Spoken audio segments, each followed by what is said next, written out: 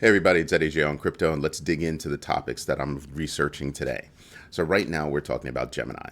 Now, Gemini is a centralized exchange, right? Doing fairly well, owned by the Winklevoss twins. Cameron is the CEO right now. Very interesting stuff. Very interesting stuff.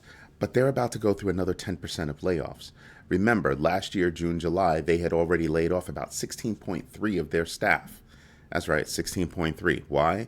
Because it was 10% in June and another 7% in July. That is by no means a cool thing. All right. Now, I say this because obviously they have problems with, DCG and Genesis and that whole fiasco that's going on over there. But what I'm really keying in on is the fact that this could be an opportunity for consolidation. Whether somebody swoops in and buys them or somebody swoops in and markets to all of their customers to start moving over. That's what I'm looking at. I'm looking at possible consolidation among the centralized exchanges over the next year or so, and this is exactly why. You can only there's only one reason to have an exchange, right? You'd be able to get in there and purchase what you want to purchase, do what you need to do, and be done. Not all exchanges do all coins, so you work with different exchanges. The question is how much of an overlap Gemini has with another exchange, because then you can see some consolidation going on right there. And do they really do anything special? I'm just wondering. Just what else is there? Because I don't know if they're positioned to actually get bought, right? If you're not doing anything that I need, not going to buy you. But they could be moving into that position to actually be put up on a silver platter. Just saying.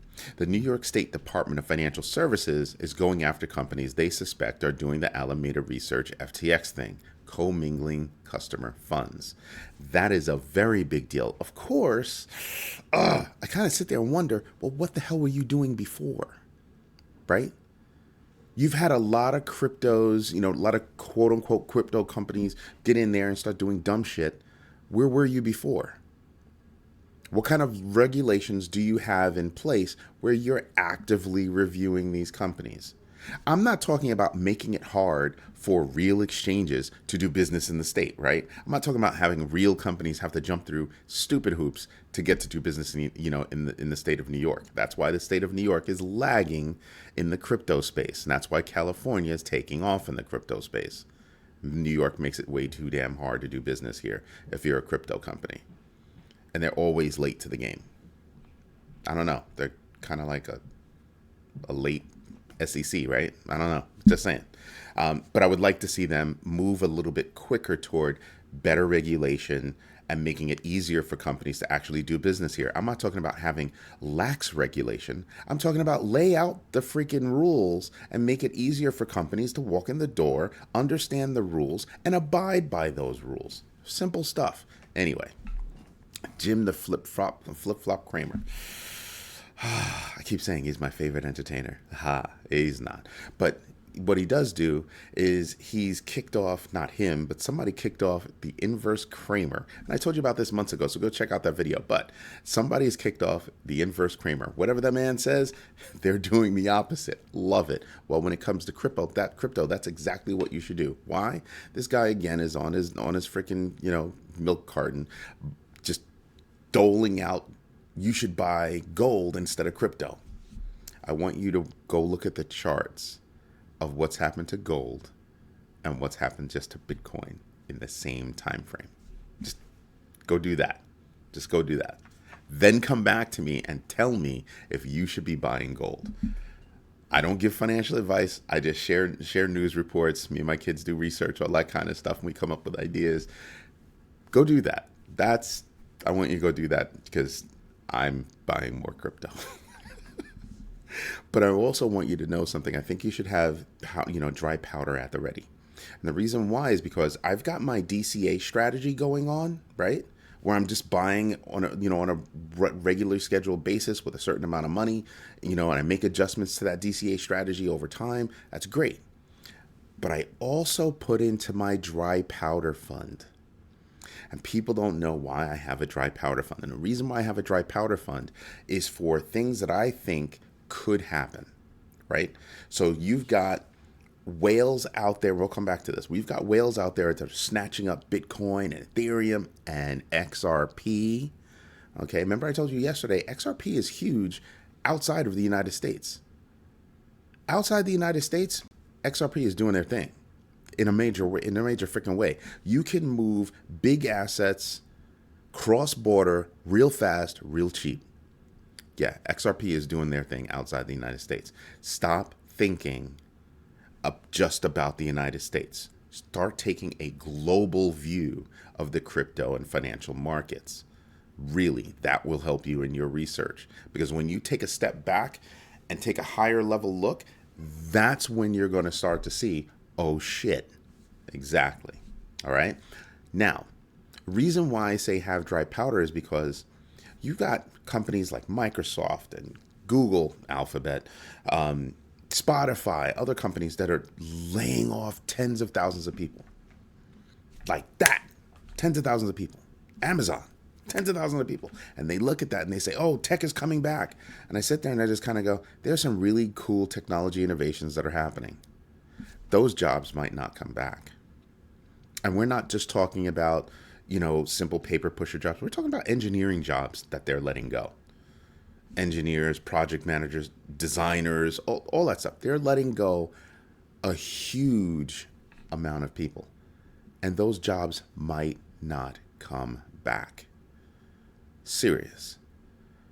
So I'm holding dry powder. Because remember I told you, I don't just invest in crypto. I love crypto, but that's not the only place I invest. So I'm holding dry powder, and I put, every time I do something over here with a direct investment, I put a little bit of money into that dry powder fund. Why? Because I think there are going to be a lot of people pounding the pavement over the next few months, and you're going to talk about people that are burning through their savings because they can't find a job yet. They're freaking using credit cards and getting deeper into debt. That's what I'm looking at as the year goes on. The economy might do well, but keep your eyes open to where people are not doing well and what could be going on. So I keep my dry powder at the ready, and I only dip into that money when I think there's something major that's going to happen. I used a little bit of it a little while ago, right? Because we were coming off a major dip. Remember I told you I pulled out a bit and then I put back in. This is what I'm doing. That's what I'm doing. All right. So I want you to pay attention to these things. Pay big attention to these things. Don't just look, with blinders on in one space. Look at other things. Anyway, let's get to the numbers. I really want to check out the numbers for today, and that's going to be a good thing. So let me just refresh this page. I want to see who's doing well. I have a chart that talks about the top 25 and and bottom 25, digital assets that are out there. And one of my favorites is actually Uniswap, and Uniswap is down about 3%. Again, remember what I told you, that range plus minus 5%, I'm not necessarily paying attention to unless I'm looking at this chart and saying, oh, well, wait a minute, they were down X percentage yesterday or up X percentage yesterday, and I see an opportunity in those movements. So, just moving in single direction, 5%, I don't pay attention. So if I'm looking right here, these are the ones that are above 5%. Axie Infinity is down 6%. Anybody else in this space that I care about? No.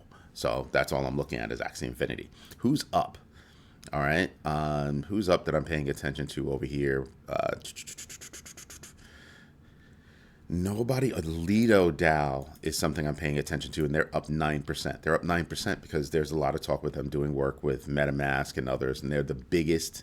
They are the biggest staking company out there right now in terms of liquidity. So that's actually a big deal. What else is there? Loopring. Not touching Loopring, but I'm interested to find out why they're up 7%. I'm not interested in Loopring because of Immutable X. That's why. Remember that I think if you go back in my videos, you'll see the whole Immutable X and Loopring fiasco when it came over to about GameStop. So that's a big deal. Quant is up. Phantom is up. Both 7%.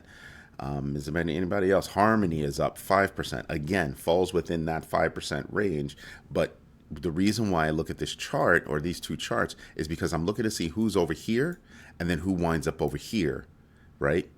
Later on. So those are things that I pay attention to. Now, let's go over here. Let's start with the fear and greed index. Yesterday was 50. Today it's 52. Okay. People are having less fear about crypto. What else am I paying attention to? I'm also paying attention to all of these companies in terms of total value locked, staking. All right. Like I told you before, Lido is number one right now. It used to be Pancake Swap, Uniswap was up there for a while, but this is what I'm looking at right now, and it kind of tells you what they're doing and how they're doing it, and what the total TVL is right now. And total TVL right now is 61.59 billion. So I'll be paying attention to this as we move forward, as staking becomes a more solidified space, meaning it's less wishy-washy. There's more to it. Okay, meaning, yeah, you might be able to trust a couple of companies that are in that space. So that's what I'm paying attention to. Remember I told you yesterday, and I've even said it for a few times, where we're going to see the market move sideways and then make a major move, whether it be up or down. You can see right here, we were moving sideways, moved up a little bit, and then we dropped like a hot rock. Well, the same thing is going on over here, except in the inverse. We moved sideways for a bit and then we popped. Then we moved sideways for a little bit and then we popped. I'm wondering if we're moving sideways for a little bit before we pop. Again, pay attention to that number right here, my blue band right there, which is 2417.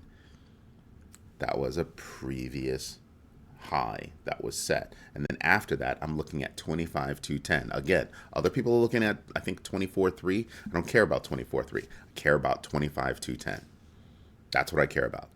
Because after 25,210, I'm thinking we can get to 28.28 right here. But certain things need to happen. We need to keep getting good news, and we need to stop seeing bad economic news. Those are the things that I'm really paying attention to. All right. I'm also looking at, all the volume that's going on, the volatility, all that good stuff. All right. Let's take a look at the big picture. Come on, let's go. There you go. I don't like this scroll. But you're seeing that Bitcoin is having a hard time getting above 23,000 and maintaining that space. It's not holding on to that space. So we need more good things to happen. Straight up. Because we could, like I said, you could go up, you could go down. You have to be prepared for both. And this is why you have a dollar cost averaging plan in place. All right. If you want to take a look at the list, here's the list of coins that I'm paying attention to. That's what all the nice little gold stars mean. So I'm paying attention to Bitcoin, Ethereum. I'm even paying attention to Tether. BNB coin. These are all things that I'm paying attention to. Remember, just a little while ago, BNB coin was in the 200s. All of the coins have jumped up in major fashions. All right. These are the things I pay attention to because, year to date, it's just January. So basically in a little over a month, these are the numbers that you're looking at, 37, 35 for Bitcoin and Ethereum respectively. If you're looking at Cardano, did you sleep on Cardano? Look at that. Year to date, 51.25%. Hope you didn't sleep on it. Pay attention to what's going on out there. Solana. I told you before, from a technical perspective, I will not mess around with Solana. I own a technical business. I'm not messing around with Solana. I'm just not. But other people like it. Hey, that's them. This is where we, different ideas, different opinions. That other people like it so much that it's up 145%. If you're looking at certain things from a development perspective, from a business perspective, you might make different decisions versus people that are just in it to, make investments. I have two hats that I have to wear. My business hat said, don't touch it. So do I walk around and say, oh man, but look what I missed out on? Nope, not at all. Because I made money elsewhere. And I'm not going to take a chance. Just not going to take a chance right now. They've got a lot of work to do. I think they're capable of doing it. I just need them to do it. right? And you have other coins, Shiba Inu up 47.85%. January, people, January. All right. This is why you pay attention to this list. Not necessarily the list of coins right there, but how you're looking at it. I'm looking at what's the 1 hour, the 24 hour, 7-day, 30-day, 90-day, year to date. I pay attention to all of those things. All of those things. And the reason why is because they all tell a different story standing alone, standing next to each other, and the overall big picture. Anyway, this is Eddie J on crypto. I hope you like what I'm doing. If you don't, let me know. If you do, drop me some notes and let me know. All right? Have a good one. Bye-bye.